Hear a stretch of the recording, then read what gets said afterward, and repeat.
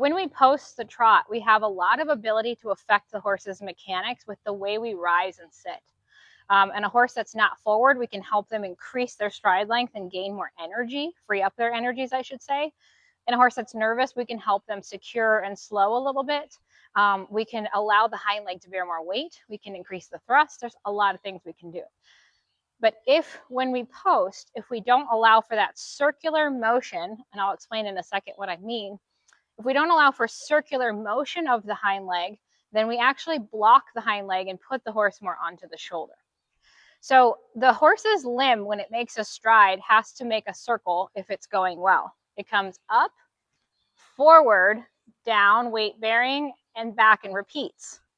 But a horse who's very sluggish or very weak will just kind of go down, back, down, back, down, back, and they'll flatten out.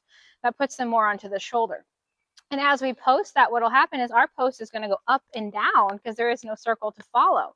And we're going to hit the back of the saddle or not be able to clear the saddle that well, or we turn into like a jack in the box. And that perpetuates that horse's poor moving mechanics.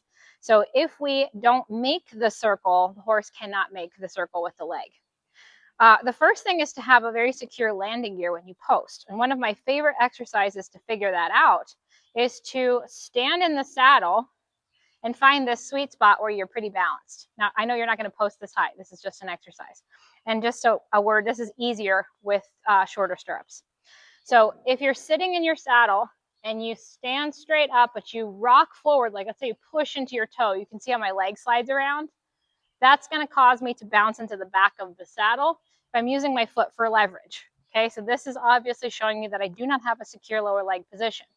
But if I push my thigh down, push my heel down, and then I get up, my thigh actually elongates when I stand up. So I'm very, very secure, and I can do this for a long period of time. And I'll trot him around just for a second to show you how secure that is. So if I bring him into a trot,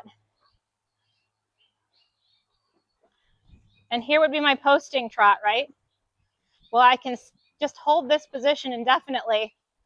It's very, very secure. I have absolutely no problem holding this. It's easy peasy, lemon squeezy. And my joints maintain this little bounce because it's a very secure position. So to go from posting to standing is a piece of cake. And I'm in a dressage saddle, so I'm not getting that high, but I'm still keeping the same mechanics, okay? So as I post, if I have to look for my leg, you can see how that's affected his trot immediately. His trot has become slower and I can't keep it going, and then I start to pump. Then what's going to happen is I'm going to start to raise and lower my hand. So if I'm doing the jack in the box, then I have to raise and lower my hand because I'm standing on my toes, right? I'm not going to do a whole lot of stuff to him like that, just for the sake of it's not nice. But as I'm posting, I want to be free and clear with my hip so I can post higher and slower and lower and higher. It's still a circle, and lower and slower. But what you're looking at when you watch me post is my hips making the circle. So I'm following the motion of the hind leg. I'm bringing the inside hind under and setting it down, under and setting it down. So in order to make that, I have to have a secure lower leg. I have to have a secure lower leg so that when I rise, this is something you can practice in the walk, get into this thigh down position. Good boy. Get into this thigh down position and push your knees down so that the weight goes into your lower leg. That leaves your legs very clear and allows your hips to clear the space. So now I'm using this ball and socket joint to clear and swing, and that frees the horse's hind leg to be able to have more thrust, more length of stride, and to actually utilize those joints in the manner that they're supposed to.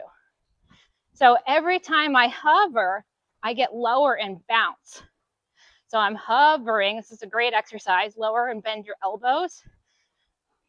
As you can see me bounce, what happens when I straighten my joints? My horse can't move anymore. So I want to keep my hips moving in order to get this trot very active. So I open through the front of me, and I'm just going to go circle, up, up, up, up, up, up, up, up. And if you have trouble keeping your hands still when you post, then it's really helpful to bend your elbow and lower it before you rise. So if your hand tends to come up with you as you post, bend the elbows and lower every time you post. So I think bend, lower, bend, lower. That lowers your center of gravity, helps the horse be more stable, puts the weight more down into your thigh. When you're riding over your thigh, your leg is not going to slide away from you forward and back, and the mechanics of the trot can become much more controllable. So the more you can control your energies in the posting, the more the horse can be underneath your seat. If your leg swings around or rides up, or if you grip your calf, then you actually can't free your hip. So the main thing is, the longer the thigh you get, the more freedom and clearance your ball and socket joint here has. So you push down and free the hip. So that's the front of the top of the posting, you have an open hip flexor. So the mechanics is, if you need to practice this at the standstill, hold the mane, swing forward, sit straight down so you don't sit at the back of the saddle. Sit forward, bend your joints, get to where you can get low. And practice, that's one of my favorite exercises, is to practice going from posting, standing, posting, standing, posting, standing, posting, standing. You can take it one further if you want and sit and post and stand and sit and post and stand and so on. And that's, I actually have a whole video on that. But you're trying to free your hip up to where you're posting, brings the inside hind under, sets it down and weight bears. And so if you can't free your hip, it's really, really helpful to practice alternating sitting, standing, posting. Grab mane to keep yourself secure so that you can figure out how to get to the top of that swing and drop down your thigh. And notice how when my thigh comes forward, my butt goes back. If my thigh comes too far back, then I fall forward. So you're trying to get that secure base, like you're stepping on the floor, and you can just, there's a sweet spot right there where you don't have to use muscular tension to hold yourself upright. The biggest mistake a lot of people make when they're posting is they try to push themselves up and they fall back because gravity overtakes them. So it's really using the horse's swing to allow yourself in a controlled thrust upward, and you control the descent. In other words, you let the horse's energies swing you, and you just make sure that you have your joints in a fold so that the energy is through you, not making you a victim. Like a surfer riding a wave versus somebody getting pummeled by a wave. You want to let the energies of the horse carry you in that circle, then you can affect the horse's energies even more so.